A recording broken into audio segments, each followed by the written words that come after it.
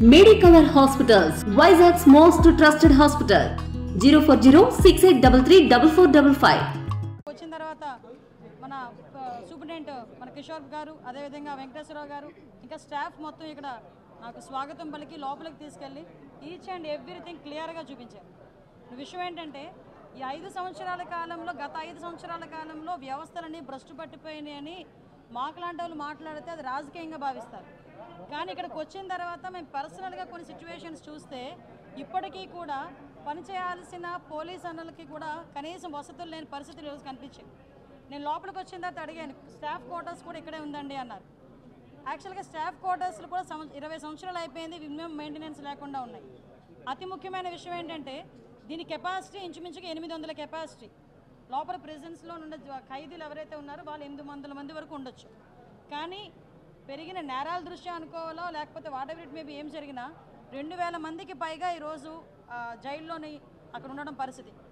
లోపలికి వెళ్ళి చూస్తే హృదయ విధాకరమైన సంఘటనలు అంటారు కదా, చిన్న చిన్న పిల్లలు 17 సంవత్సరాలు 18 సంవత్సరాలు 20 సంవత్సరాలు పిల్లలు గంజాయి కేసుల్లో వాళ్ళందరూ కూడా ఈరోజు ట్రయల్స్ నడిచి రిమాండ్ ఖైదీలుగా ఉన్నారు. ఒక్కొక్కరు 7 నెలలు 11 నెలలు. వాళ్ళతో నేను మాట్లాడితే ఏం చేసావయ్యా, ఎందుకు తీసుకొచ్చారని అడిగితే 10,000 రూపాయలకి నాకు ఇస్తానన్నారమ్మా, నాకు ఈ ప్యాకెట్ తీసుకెళ్ళిమ్మన్నారు, సో నేను ఇచ్చాను, నేను అరెస్ట్ అయ్యాను.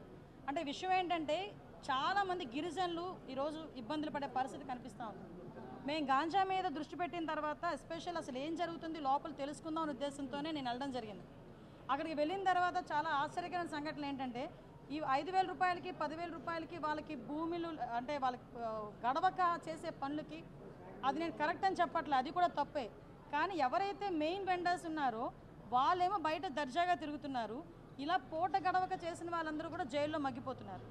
సో ఇటువంటి సిచ్యువేషన్స్ ఒకటి మనం చూసాం. At the same time department వాళ్ళ దగ్గర నుంచి కూడా ఇక్కడ చాలామందికి అక్కడ మంచి హాస్పిటల్కి సంబంధించి ఒక మంచి ఫెసిలిటేట్గా ఒక టెస్టింగ్ టూల్ కూడా ఒకటి వీళ్ళు సిఎస్ఆర్ ఫండింగ్లో తీసుకొని ఖైదీలందరికీ కూడా ల్యాబ్ టెస్ట్లు ఏదైతే ఉన్నాయో అవన్నీ కొంచెం దగ్గర 76 టెస్టులు చేయడానికి వాళ్ళందరికీ కూడా అది కూడా ఈరోజు నా చేతుల మీదుగా కూడా ఓపెన్ చేయించారు. It's very good sign. నేను కూడా ఏం చెప్పామంటే ఎస్పెషల్లీ రూల్ బుక్లో కూడా ఉంటుంది మనకి డీ అడిక్షన్ సెంటర్స్ అన్నవి ఏదైతే ఉన్నాయో ఈ డీ అడిక్షన్ సెంటర్స్ మనం బయట ఉన్న వాళ్ళకి డీ అడిక్షన్ సెంటర్స్ మనకి కేజీహెచ్లో కానీ మన మెంటల్ హాస్పిటల్లో కానీ ఎక్కడైనా మనం ఉంటున్నాం ఒకటి ఎత్తు చూసాం. కానీ ఇక్కడ హాస్పిటల్ ఫెసిలిటీ ఉంది. ఇక్కడ కనుక మనకు ఒక 20 బెడ్డో 30 బెడ్డో కనుక ఇన్ పేషెంట్ల కింద ఇక్కడే ఇచ్చి హాస్పిటల్లో డాక్టర్స్ని కనుక కంపల్సరీగా ప్రొవైడ్ చేస్తే లోపల చాలామంది గంజాయికి అడిక్ట్ అయిపోయి ఆ గంజాయి ఎక్కడి నుంచి వస్తుందో వాళ్ళు ఎదురు చూడటం, కొంతమంది ఈ విజిటర్స్ దగ్గరికి వచ్చినప్పుడు ఆ గంజాయి ప్యాకెట్స్ వేసేరటం, కొంతమంది ఏమో వాల్ దగ్గర నుంచి వేసేరటం, అంటే రకరకాల విన్యాసాలు చేస్తుంటారు. అలాంటివన్నీ అరికట్టాలి అనుకుంటే లోపలే ఒక addiction centre de addiction centre అన్నది డెఫినెట్గా మనం రన్ చేసుకుంటే బాగుంటుందన్న ప్రతిపాదన కూడా ఉంది. దీన్ని కూడా మనం ఒకసారి లీగల్గా అడ్వైస్ తీసుకొని అది ఎలా చేస్తే బాగుంటుందని దాని మీద కూడా ఒక దృష్టి పెట్టడం జరుగుతుంది. అది కూడా జరిగింది. ఎస్పెషల్లీ జైలు శాఖ సిబ్బంది కూడా చాలామంది వాళ్ళ తాలూకా ఇబ్బందులు కూడా చెప్పున్నారు. ఏదైతే రెగ్యులర్ పోలీస్ డిపార్ట్మెంట్తో ఈక్వల్గా మమ్మల్ని చూడాలి, రెగ్యులర్ పోలీస్ డిపార్ట్మెంట్ వాళ్ళకి ఇచ్చే ఈఎల్స్ కూడా మాకు డెఫినెట్గా ఇవ్వాలి, వాళ్ళకి కూడా ఇంటర్ డిస్ట్రిక్ట్ ట్రాన్స్ఫర్స్ కాకుండా వాళ్ళ జోనల్ ట్రాన్స్ఫర్స్ కాకుండా స్టేట్ వైడ్ ట్రాన్స్ఫర్స్, అందులో కొంచెం మహిళా పోలీసులు కూడా చాలా ఇబ్బందులు పడే పరిస్థితి, ఇవన్నీ కూడా నా దృష్టికి తీసుకురావడం జరిగింది. కంపల్సరీగా వీటన్నిటి మీద కూడా సమీక్ష ఏర్పాటు చేసుకొని అఫీషియల్స్తోని అదేవిధంగా లీగల్ అడ్వైజర్స్తోని కూడా కూర్చొని అందరికీ కూడా ముఖ్యంగా పోలీస్ డిపార్ట్మెంట్ వాళ్ళందరికీ కూడా ఫ్రెండ్లీ పోలీసింగ్ కింద పోలీస్ వెల్ఫేర్ కింద డెఫినెట్గా వీళ్ళందరికీ కూడా మంచి జరగాలని మంచి జరుగుతుందని కూడా నేను ఆశిస్తున్నాను. అదేవిధంగా వీళ్ళందరికీ కూడా ఫెసిలిటీస్ ఇప్పుడు ఏదైతే ఉన్నాయో చాలామందికి క్వార్టర్స్ కూడా నేను చూస్తూ ఉంటాను. పోలీస్ క్వార్టర్స్ కూడా శిథిలావస్థలో చాలామంది పోలీస్ క్వార్టర్స్ ఉన్నాయి. మొన్న మీకు చెప్పాను, ఈవెన్ 5 సంవత్సరాలుగా వెహికల్స్ కొనలేదు, పోలీస్ వెహికల్స్ లేవు. ఈ రోజుకి కూడా పోలీస్ వెహికల్ ముందు వెళ్తుందంటే వెనకాల మనం ముక్కులు మూసుకోవాలి, అంత నల్లని పొగ వచ్చే పరిస్థితులు కనిపిస్తున్నాయి. ఇంకొక విషయం అలాంటి సిచ్యువేషన్స్ ఇక్కడ కనిపిస్తున్నాయి. ఇంకొకటి ఏంటంటే యాజ్ పర్ సుప్రీంకోర్టు లా ప్రకారం కూడా ఇక్కడ ఎవరైతే సత్ప్రవర్తనతో ఉన్నారో వాళ్ళకి కొంత వెసులుబాటు మనకి క్షమాభిక్ష అనేది ఉండేది. ఈ 5 సంవత్సరాలు అది కూడా లేదు, లాస్ట్ 5 years. అంటే మ్యాక్సిమం సిస్టమ్ అంతటినీ కూడా ఏదో అంటారు కదా రచ్చ చేసి వదిలేశారు. సో మళ్ళీ ఇదంతా స్ట్రీమ్లైన్లో పడాలి. డెఫినెట్గా జైలు శాఖను కూడా మనం బలోపేతం చేసుకోవాలి, వాళ్ళ స్టాఫ్ ప్యాటర్న్ పెంచాలి. వీళ్ళకి ఇంచుమించుగా 60 దగ్గర 600 మంది ఎంతమందో ఇంకా 600 వేకెన్సీస్ ఉన్నాయి, ఇంకా వేకెన్సీస్ ఉన్నాయి. వీటన్నిటి గురించి కూడా కంపల్సరీగా సీఎం గారితో మాట్లాడి వీళ్ళందరికీ కూడా ఫేవర్ జరిగేటట్టుగా మాత్రం నేను కృషి చేస్తాను. ఎవరైతే వీళ్ళు జైలు శాఖ కూడా ఏం చేస్తుందంటే ప్రపోజల్ పంపించింది, ఆల్రెడీ హోమ్ డిపార్ట్మెంట్కి ప్రపోజల్ పంపించింది. అది కూడా రాష్ట్ర మనకి క్షమాభిక్ష పెట్టడానికి కూడా గవర్నమెంట్ కూడా సిద్ధంగానే ఉన్నారు. డెఫినెట్గా ఆ ఫైల్ మన చంద్రబాబు నాయుడు గారి దగ్గరికి వెళ్తుంది.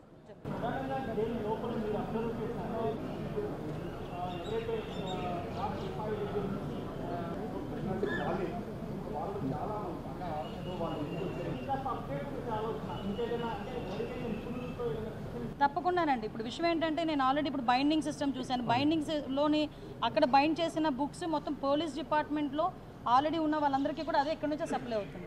ఈరోజు వాళ్ళు నాకు దీనికి ఒక హానర్ కింద కూడా ఒకటి ఇచ్చారు, షీట్స్ లాంటివి జైల్లో యూజ్ చేసే వాళ్ళకి. ఇప్పుడు మనం ఏదైనా చేసుకోవాలనుకుంటే ఈ ప్లాన్స్ని కొంచెం మనం ఎక్స్పాండ్ చేసి మనకి బయటికి కూడా ఇప్పుడు ఫర్ ఎగ్జాంపుల్ డ్వాక్రా లేడీస్ వాళ్ళు చేసే ప్రొడక్ట్సే ఫ్లిప్కార్ట్లోని అమెజాన్లోని పెట్టి వాళ్ళకి ఒక ఉపాధి అనేది కనిపిస్తూ ఉంది. సో ఇలాంటి వాళ్ళు కొంచెం స్కిల్డ్ పర్సన్స్ అన్న వాళ్ళు కూడా లోపల ఉన్నారు. వాళ్ళకి అందరికీ కూడా ట్రైనింగ్ ఇవ్వడానికి కూడా మనకి చాలామంది టెక్నీషియన్స్ కూడా మనకు ప్రొవైడ్ చేసుకోవచ్చు. అలా కనుక జరిగితే డెఫినెట్గా వాళ్ళకి ఆన్లైన్ షాపింగ్స్ కూడా అవైలబిలిటీ ఉండేటట్టుగా ఒకసారి లీగల్గా ఎలా ప్రొసీడ్ అవుదాం అన్నది దాని మీద ఆలోచించుకోవచ్చు అండి. ఇప్పుడు విషయం ఏంటంటే ఒక ప్లాన్ ఆఫ్ యాక్షన్ ఒకసారి పెట్టుకోవాలి. ఎందుకంటే ఎవ్రీ టైం మనం ఏదో వేగ్గా వెళ్ళి ఒక మాట ఇచ్చారు అది మనం ఏదో చేసేసామన్నది కాకుండా అసలు వీళ్ళ ప్రాబ్లమ్స్ ఏంటి, మనం ఎన్ని నెలల్లో చేయగలం ఈ ప్రాబ్లమ్స్, దాని ఫైనాన్షియల్ మ్యాటర్స్ ఇంక్లూడ్ అయ్యి ఉన్నాయా, నాన్ ఫైనాన్షియల్తోనే అవుతాయా, ఇలాంటి ఒక ప్లాన్ ఆఫ్ యాక్షన్ పెట్టుకొని దానికి ఒక టార్గెట్ ఆఫ్ పీరియడ్ పెట్టుకొని దానికి అనుగుణంగా ముందుకెళ్లాలన్నది అయితే నా ఆలోచన. ఇందులోని యాక్చువల్గా అక్కడ ప్రాబ్లం లేదండి. అదే మీకు ఒక విషయం చెప్తానండి. అంటే ఇది కూడా లీగల్గా ఎంతవరకు నేను వాళ్ళు చూసిన బాధని మీకు క్లియర్గా ఎక్స్ప్లెయిన్ చేయాలి, మీ ద్వారా జనాలకు తెలియాలి. అక్కడ నేను ఒక అబ్బాయితో మాట్లాడాను, ఏంటయ్యా నువ్వు ఎందుకు నీ రోజులు బట్టి ఉన్నావంటే నాకు బెయిల్ వచ్చిందండి, బట్ నాకు షూరిటీ లేక నేను బెయిల్ ఇవ్వలేకపోయాను. ఏంటి షూరిటీ? ఒక ఎస్టీ అబ్బాయికి ఇల్లు కానీ పొలం కానీ షూరిటీ పెట్టాలి. ఇల్లు కానీ పొలం కానీ షూరిటీ పెడితేనే అది లీగల్గా ఒకసారి నేను కూడా థింక్ చేయాలి. ఎందుకంటే వాళ్ళు 10,000కి 5,000కి గాంజాని అక్కడికి ఇక్కడికి ట్రాన్స్పోర్ట్ చేసే వాళ్ళకి ఇల్లు వాకిలు ఉంటుందని మనం అనుకోలేము. బేసికల్గా ఒకవేళ ఇల్లు వచ్చినా కూడా గవర్నమెంట్ది ఉంటుంది, గవర్నమెంట్ది మనం ఎక్కడ కూడా మనం పెట్టడానికి కూడా ఉండదు. సో అసలు లీగల్గా అసలు ఏం జరుగుతుంది నాకేదో పెద్ద క్వశ్చన్ బ్యాంక్ అయింది నాకు లోపలికి వెళ్ళి బయటకు వచ్చేసరికి. డెఫినెట్గా నేనైతే నోట్ చేసుకున్నా. వీటన్నిటి మీద కూడా నేను విజయవాడ వెళ్ళిన తర్వాత ఒకసారి అఫీషియల్స్ అందరితో కూడా కూర్చొని ఒక సెక్రటరీ గారు హోమ్ సెక్రటరీ గారితో కూడా కూర్చొని దీని మీద డీటెయిల్డ్ డిస్కస్ చేయాలి. ఎందుకంటే మీరు అన్నట్టు వాళ్ళకి ఆ షూరిటీ విషయంలో కనుక వెసులుబాటు ఏదైనా ఉంది అనుకుంటే కనుక డెఫినెట్గా చాలామంది బయటకు వస్తారు. నేను మళ్ళీ చెప్పాను, బయటకు వచ్చిన తర్వాత మళ్ళీ ఇదే రిపీట్ చేస్తే కనుక మిమ్మల్ని ఎవరో రక్షించే పరిస్థితి. నిజంగా తప్పు చేయకుండా లోపలికి వెళ్ళారంటే వాళ్ళు ఎట్టి పరిస్థితుల్లోని మనం టాలరేట్ చేయకూడదు, వాళ్ళకి ఏదో రకంగా జరగాలి. కానీ నిజంగా తప్పు చేసినప్పుడు గట్టి పరిస్థితుల్లో శిక్ష పడాలి. మేడం స్కూల్స్ కాలేజెస్ దగ్గర అందరూ లోపల కూడా హాస్పిటల్ ఉంది, అందులో స్టాఫ్ కూడా ఉన్నారు. వాళ్ళు ఏమన్నారంటే ఇంకొక 2 స్టాఫ్ని కనుక ఇస్తే మాకు సఫిషియెంట్ అన్నారు. మేమేమంటామంటే ఇంకొంచెం ఈరోజు ఒక ల్యాబ్ టెస్టింగ్ టూల్స్ కూడా పెట్టించి ఉంచారు. ఈరోజు బ్లడ్ టెస్ట్లకి వాటికి ఈసీజీ బ్లడ్ టెస్ట్ అంటే 76 టెస్ట్లకి ఫ్రీగా వాళ్ళకి వస్తే జస్ట్ ఒక ప్రింట్అవుట్ ఇచ్చేస్తారు వాళ్ళంతే. అదే కనుక వాళ్ళు బయటికి వెళ్ళి ఆ టెస్ట్లని చేయించుకోవాలి అనుకుంటే ఒక గార్డు మళ్ళీ వాళ్ళకి ఎస్కార్ట్ ఇవన్నీ కూడా ఒక సిస్టమ్. అందులో మళ్ళీ ఏదైనా ఒక తేడా జరిగితే మళ్ళీ పోలీసులు ఇబ్బంది పడే పరిస్థితి. అలా లేకుండా వాళ్ళు సిఎస్ఆర్ ఫండింగ్ కలెక్ట్ చేసుకుని వాళ్ళు ఒక టెస్టింగ్ సెంటర్ కూడా ఏర్పాటు చేసుకున్నారు. 1 మినిట్ అండి. నెక్స్ట్ ఇంకోటి ఏంటంటే ఖైదీల ఆరోగ్యం పట్ల కూడా డెఫినెట్గా ఇప్పుడు ఆల్రెడీ లోపల హాస్పిటల్ ఉంది. ఎవరైతే కొంతమంది సివియర్గా ఉన్న వాళ్ళకి కూడా డెఫినెట్గా ఆరోగ్యశ్రీ వాళ్ళకి ఎన్టీఆర్ వైద్య వర్తిస్తుంది. మేడం అంటే రండి నా పక్క కాన్స్టిట్యున్సీ తున్లో ఈరోజు ఒక అతను నాతో చెవిలో చెప్తున్నాడు, 7 సంవత్సరాల పిల్లోడు గాంజా తీసుకొని రోజు ఇంటికి వెళ్ళేటప్పుడు ఒక ఆర్ఫాన్ అబ్బాయి ఆ అబ్బాయి వాళ్ళ కేర్ టేక్ తీసుకున్న వాళ్ళు చూపించి వాళ్ళ పేర్లు బయటకు చెప్పకుండా జస్ట్ నాకు ఒక మెసేజ్ ఫార్వర్డ్ చేసి 7 సంవత్సరాల కుర్రోడు గాంజాయి వాళ్ళు ఎలా మాట్లాడుతున్నారు తెలుసా అండి? కొంతమంది పిల్లలతో మాట్లాడుతుంటే భయం వేస్తుంది, నిజంగా లిటరల్లీ భయం వేస్తుంది. నేను డే ఫస్ట్ నుంచి గాంజాని అరికట్టాలంటే ఇలాంటి వాళ్ళని తీసుకొచ్చి మనం ఎంతమందిని 2,000 మందిని కాదు 20,000 మందిని అరెస్ట్ చేసినా కూడా గాంజా అరికట్టలేం. మనం గాంజాని అరికట్టాలి అంటే ఫస్ట్ థింగ్ ట్రాన్స్పోర్టేషన్ బంద్ చేయాలి. సెకండ్ థింగ్ ఎవడైతే మెయిన్ వెండర్ ఉన్నాడో వాడిని పట్టుకోవాలి. అసలు ముఖ్యంగా ఏమంటానంటే ఎవడైనా పట్టుకున్న తర్వాత కూడా బై డిఫాల్ట్ బెయిల్స్ వస్తున్నాయి. చాలామందికి ఏంటంటే 180 రోజుల్లో కనుక ఛార్జ్షీట్ వేయకపోతే పోలీస్ డిపార్ట్మెంట్ వాళ్ళు డిఫాల్ట్ బెయిల్ వచ్చేస్తుంది. వాడు బయటికి వెళ్ళి ఏం చేస్తారు, దర్జాగా అదే పని మళ్ళీ చేస్తున్నారు. ఈసారి మేము ఏం చెప్పాలంటే డెఫినెట్గా మేము లీగల్ వాళ్ళతో కూడా మాట్లాడి డిఫాల్ట్ బెయిల్ మీద ఎవరైతే తిరుగుతున్నారో వాళ్ళందరినీ కూడా రీకాల్ చేయాలి, వాళ్ళు అసలు వాళ్ళని ఎంక్వైరీ చేయాలి. సో ఇలాంటి సిచ్యువేషన్స్ అన్ని కొన్ని మేమైతే ప్లాన్ ఆఫ్ యాక్షన్లో పెట్టుకున్నామంటే డెఫినెట్గా చేస్తాం. లేదండి. యాక్చువల్గా మాకు sub committee, cabinet sub committee వేస్తున్నాం. మన క్యాబినెట్లో కూడా క్యాబినెట్ సబ్ కమిటీ వేస్తున్నాం. క్యాబినెట్ సబ్ కమిటీలో కూడా మన లోకేష్ గారు, హెచ్ఆర్డీ మినిస్టర్ గారు, అదేవిధంగా ఇక్కడ నేను, మన excise minister, tribal welfare and health, ఈ 5గురితో ఒక సబ్ కమిటీ కూడా వేశారు. అది మోస్ట్ ప్రాబబ్లీ 4th మేము కూర్చుంటున్నాం. ఆ రోజు కొన్ని డెసిషన్స్ కూడా తీసుకొని వీలైతే అక్కడ పక్క చీఫ్ మినిస్టర్కి, హోమ్ మినిస్టర్కి లెటర్ మేము కూడా పెడతాం. అక్కడ 80% వాళ్ళు కూడా కంట్రోల్ చేసుకోవాలని లెటర్ పెడతాం. నెక్స్ట్ ఇంకొకటి ఏంటంటే పోలీస్ వెల్ఫేర్ మీద కూడా సెంట్రల్ గవర్నమెంట్ హోమ్ మినిస్టర్ గారితో కూడా మాట్లాడి, అపాయింట్మెంట్ తీసుకొని మాట్లాడి వెల్ఫేర్ మీద, అదేవిధంగా ఫర్దర్గా ఇష్యూస్ మీద అన్నిటి మీద కూడా, ఎందుకంటే చాలా ఉన్నాయి ఇష్యూస్, చాలా ఉన్నాయి, తవ్వే కొద్దీ బయటపడతాయి అన్నట్టుగా. ఇంకా వాళ్ళ నిజంగా ఒక్కొక్క సందర్భంలో మా పోలీస్ అన్నలను కూడా నేను కూడా కొంచెం వాళ్ళని ఇబ్బంది పెట్టడం కాదు, నేను ఏమంటానంటే ఫెసిలిటీస్ కల్పించి వాళ్ళు పరిగెట్టించాలి. అంతేకాకుండా వాళ్ళకి కాలికి బంధాలు వేసి పరిగెట్టండి అంటే ఎలా పరిగెట్టలేరు. సో ఆ విషయంలోనే ప్లాన్ ఆఫ్ యాక్షన్ కూడా, వాళ్ళ వెల్ఫేర్ మీద ప్లాన్ ఆఫ్ యాక్షన్, క్రైమ్ తగ్గడానికి ఎలాగా, గాంజా తగ్గడానికి ఎలాగో ఒక డిఫరెంట్ ప్లాన్ ఆఫ్ యాక్షన్స్తో పోలీస్ డిపార్ట్మెంట్కి ఇది 3rd time are 4th time చెప్పడం. గాంజా విషయంలో, డ్రగ్స్ విషయంలో పొలిటీషియన్స్ కానీ ఎవరైనా పెద్ద వాళ్ళు కానీ ఫోన్ చేసినా మీరు ఇగ్నోర్ చేయండి. వీలైతే వాళ్ళు ఇలా చెప్తారని మాకు చెప్పండి, మేము చూసుకుంటాం. అంతే తప్పించి ఎట్టి పరిస్థితుల్లో నా లాల్ చెప్పారు, వీళ్ళు చెప్పారని వదిలేసే పరిస్థితి అయితే ఉండదు. ముఖ్యంగా ఈ గవర్నమెంట్లో గాంజాని సపోర్ట్ చేస్తూ ఉన్న నాయకుడు అయితే ఎవడూ లేడు. క్లియర్. తూతూ మంత్రంగా ఏం జరగవండి, డెఫినెట్గా మంచిగానే జరుగుతాయి. అటువంటి ప్రాబ్లం ఏం రాదు. ఆర్లో ఒక స్టేషన్ కూడా తొందరగానే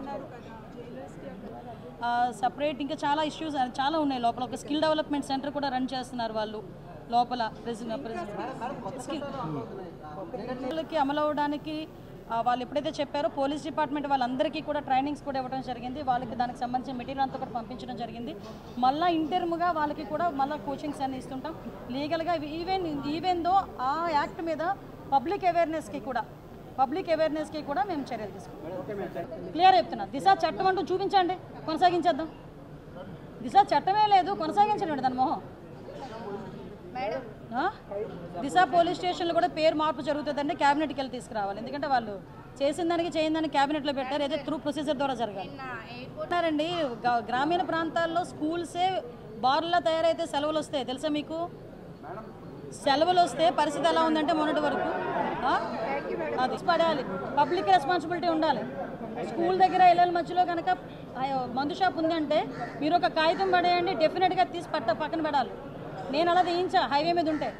నేను ఎమ్మెల్యేగా ఉండేటప్పుడు హైవే మీద కాన్షియన్స్లో ఒక దగ్గర లిక్కర్ షాప్ ఉండేది, గోకుల్పాడు. రెండింటి తీయించా. చెప్పండి, నన్ను క్వశ్చన్ వేసే బదులు ఒక చిన్న కాగితం ఎక్సైజ్ డిపార్ట్మెంట్ రాస్తే అయితే పని అయిపోతుంది. మరిన్ని వీడియోస్ కోసం ఛానల్ ని సబ్స్క్రైబ్ చేయండి. లేటెస్ట్ అప్డేట్స్ కోసం వాట్సాప్ ఛానల్ ని ఫాలో చేయండి. అండ్ లింక్ డిస్క్రిప్షన్ లో ఉంది.